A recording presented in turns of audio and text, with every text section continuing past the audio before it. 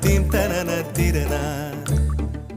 நடந்தால் ஆறு எழுந்தால் அருவி நின்றால் கடலல்லோ, சமைந்தால் குமரி மணந்தால் மனைவி பெற்றால் தாயல்லோ.